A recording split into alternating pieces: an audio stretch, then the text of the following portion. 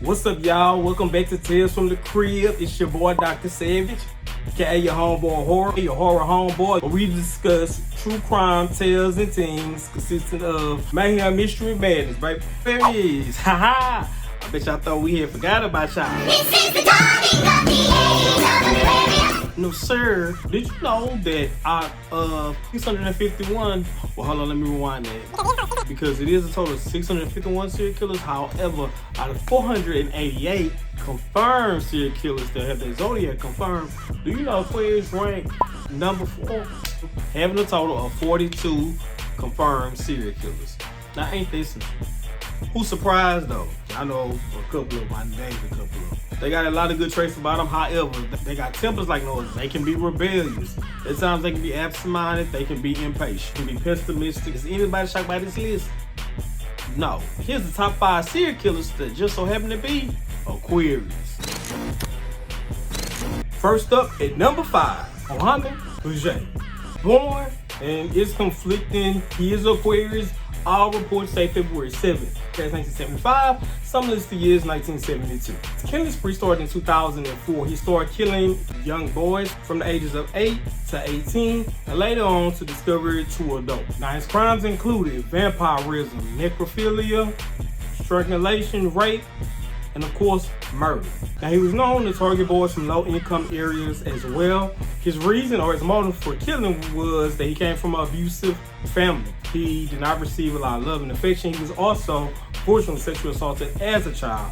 His motive was revenge on a society basically that didn't help him. The accomplice Ali would basically set up the young boys, lure them in some kind of way, and then Muhammad would go in for the kill. Now, after they killed their victims, they would put them in parts of the desert or just parts of the communities where they know that a lot of animals would hang out. So it would cover the smell, and they would think it'd be the carcasses of other dead animals, which they also placed there. Now, he was arrested September 1st, 2004, and he was convicted on October 14th, 2004. The sentence was death. In Iran, they do it differently. If it's a huge heinous act, then not only do you get a public execution, you get a public execution in the place where you committed most of the crimes. Mohammed, once he was sentenced, he said he did not deserve the death sentence. This is all alleged, according to reports, that when they asked him how did he feel about it, he's kind of somewhat nonchalant.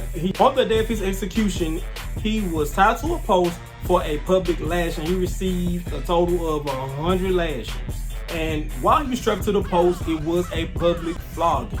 So people were allowed to throw chairs and other type of objects towards him while he was getting his lashes. One of the victim's brothers some kind of way broke through the crowd and stabbed Muhammad. Before Muhammad was hung, one of the mothers of the victims got to put a rope around Muhammad's neck as a crane picked him up and hung him above the crowd, and some of them chanted.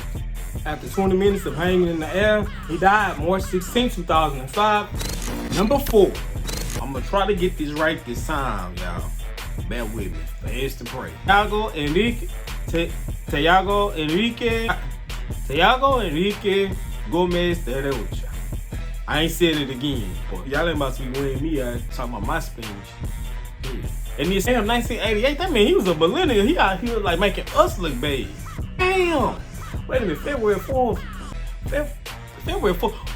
I got 2 exes that was born on February 4th. And I can tell you right now, before I even finish giving y'all this information, remember they said that he did it. I'm gonna give him a whole different nickname. The security guard killer, because that was his occupation, the security guard. Said that he had up to 39 victims. 9 victims, and it wasn't even no possible. Like he confirmed them all. He only had 39 victims. From 2011 all the way to 2014. Interesting about the security guard is because his motive would be robbery, but he never end up taking anything from anybody. What he would do, he'll be on his motorbike, he'll yell out robbery, and then the person stop and turn around, he'll kill him. And he targeted women, elderly people, homeless people, sex workers, and homosexuals. His criminal acts included strangulation and murder. He was arrested October 14, 2014, and he was convicted on May 18, 2014. He was sentenced life in prison where he is currently serving. Number 3, Garrett Ridgeway. Nickname the Green River Killer, on February 18th, 1949 in Salt Lake City, Utah. Had 49 confirmed victims and up to 90 possible victims. His criminal acts included strangulation, robbery, necrophilia, and of course murder. He was active from 1982 all the way to the year 2000. He was arrested November 30th, 2001. He was convicted November 5th, 2003 at the age of 54. He was sentenced to life in prison. On top of that, 48 life terms plus 480 more years, which he's still currently serving. Number 2, Daniel Barbosa, born January 22nd, 1930. Known as the sadist of Chiquito. Total of 72 confirmed victims and 150 possible victims. He was active from 1974 all the way to 1986. He strangled young girls in Colombia and confessed to killing up to 72 of them. Heinous acts, strangulation, rape, mutilation, and murder. He was arrested May 3rd, 1974, convicted December 24th, 1977. He was sentenced 25 years plus an additional 16 years. He escaped from prison and started killing again in Ecuador. You'd think somebody want to lay low after this. However, he was rearrested in 1989. He was back in prison. And this is how karma works, y'all, baby. Because like I always say, what don't come out in the wash, gonna come out in the rinse. So in 1994, while in jail, he was in his cell. Another inmate walked up to him and told him, it's the hour of vengeance. That individual ended up stabbing him to death, cut off his ear. And how fate would have it, the individual who ended up murdering him was a nephew of one of his victims. He died November 13th, 1994 at the age of 64. Number 1, Luis Gabarito, born January 25th in Colombia. Nicknamed La Bestia, a.k.a. The Beast. His crimes included necrophilia, rape, torture, and then of course murder. His crimes started from 1992 all the way to 1999 in Ecuador, Colombia. Gabarito targeted boys from the ages 6 all the way to 16, from a total of 147 victims. Now the possible victim count is 300. Right.